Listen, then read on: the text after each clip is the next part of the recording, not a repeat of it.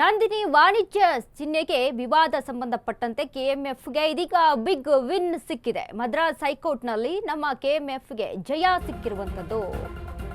ನಂದಿನಿ ವಾಣಿಜ್ಯ ಚಿಹ್ನೆ ವಿವಾದ ಸಂಬಂಧ ಕೆಎಂಎಫ್ಗೆ ಬಿಗ್ ವಿನ್. ನಂದಿನಿ ವಾಣಿಜ್ಯ ಚಿಹ್ನೆ ವಿವಾದ ಈ ಕುರಿತಂತೆ ಕೆಎಂಎಫ್ಗೆ ಇದೀಗ ಸಕ್ಸಸ್ ಸಿಕ್ಕಿದೆ.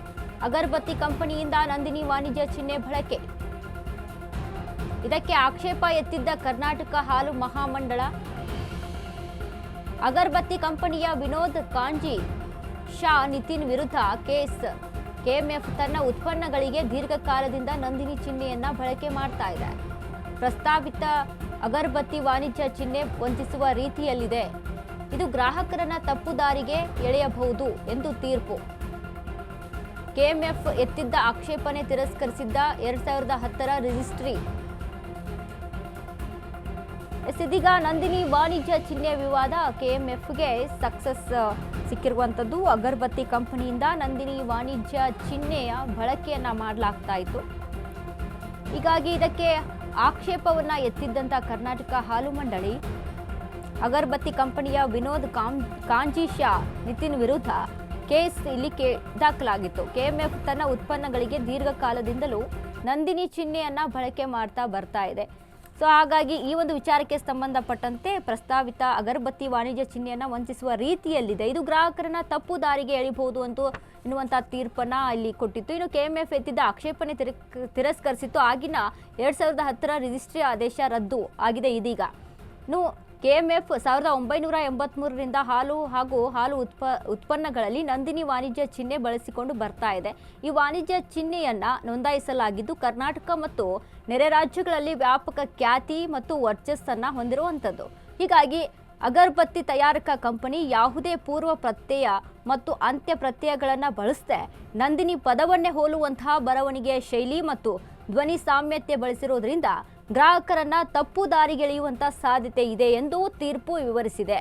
ಸೊ ಹೀಗಾಗಿ ನಂದಿನಿ ಎಂಬುದು ವ್ಯಕ್ತಿಗತ ಹೆಸರು, ಹಾಗೆ ಬೇರೆ ಉತ್ಪನ್ನಗಳಿಗೆ ಕೂಡ ಈ ಹೆಸರು ಬಳಸಲಾಗಿದೆ ಎಂಬ ವಾಣಿಜ್ಯ ಚಿಹ್ನೆ ರಿಜಿಸ್ಟ್ರಿಯ ವಾದವನ್ನ ಹೈಕೋರ್ಟ್ ಇದೀಗ ಬದಿಗೆ ಸರಿಸಿದ್ದು, ಧ್ವನಿ ಸಾಮ್ಯತೆ, ದೃಶ್ಯ ಸಾಮ್ಯತೆ ಮತ್ತು ಬರವಣಿಗೆ ಶೈಲಿಯ ಕಾರಣದಿಂದ ಅಗರಬತ್ತಿ ಕಂಪನಿಯ ವಾಣಿಜ್ಯ ಚಿಹ್ನೆಯನ್ನು ವಂಚಿಸುವ ರೀತಿಯಲ್ಲಿ ನಂದಿನಿ ವಾಣಿಜ್ಯ ಚಿಹ್ನೆಗೆ ಹೋಲಿಕೆಯಾಗ್ತಾ ಇದೆ ಎಂದು ನ್ಯಾಯಾಲಯ ಇದೀಗ ಸ್ಪಷ್ಟಪಡಿಸಿದೆ.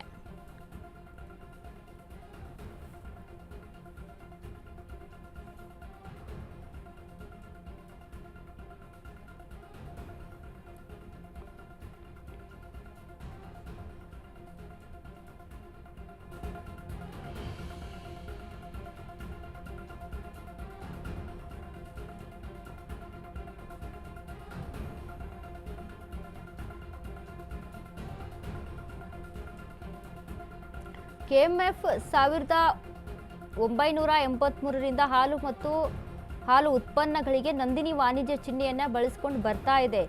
ಆದರೆ ಈ ವಾಣಿಜ್ಯ ಚಿಹ್ನೆಯನ್ನ ನೋಂದಾಯಿಸಲಾಗಿದ್ದು ಕರ್ನಾಟಕ ಮತ್ತು ನೆರೆ ರಾಜ್ಯಗಳಲ್ಲಿ ವ್ಯಾಪಕ ಖ್ಯಾತಿ ಮತ್ತು ವರ್ಚಸ್ಸನ್ನ ಹೊಂದಿರುವಂಥದ್ದು. ಅಗರಬತ್ತಿ ತಯಾರಿಕಾ ಕಂಪನಿ ಯಾವುದೇ ಪೂರ್ವ ಪ್ರತ್ಯಯ ಮತ್ತು ಅಂತ್ಯ ಪ್ರತ್ಯಯಗಳನ್ನು ಬಳಸದೆ ನಂದಿನಿ ಪದವನ್ನೇ ಹೋಲುವಂತಹ ಬರವಣಿಗೆಯ ಶೈಲಿ ಮತ್ತು ಧ್ವನಿ ಸಾಮ್ಯತೆಯನ್ನು ಬಳಸೋದ್ರಿಂದ ಇದು ಒಂದು ರೀತಿಯಾಗಿ ಗ್ರಾಹಕರಿಗೆ ಒಂದು ಮಿಸ್ಟೇಕನ್ನು ಮಾಡ್ಕೋಬೋದು ಅಥವಾ ಗ್ರಾಹಕರನ್ನ ತಪ್ಪುದಾರಿಗೆ ಎಳೆಯುವಂಥ ಯೋಚನೆ ಆಗ್ಬೋದು. ಹೀಗಾಗಿ ಗ್ರಾಹಕರು ಕನ್ಫ್ಯೂಸ್ ಆಗಿ ಈ ಬ್ರ್ಯಾಂಡ್ನ ಬದಲು ಬೇರೆ ಬ್ರ್ಯಾಂಡನ್ನು ಅಲ್ಲಿ ಖರೀದಿ ಮಾಡ್ಬೋದು ಅನ್ನುವಂಥ ಒಂದು ದೃಷ್ಟಿಯಿಂದ ಈ ಒಂದು ತೀರ್ಮಾನವನ್ನು ತೆಗೆದುಕೊಳ್ಳಲಾಗಿದೆ.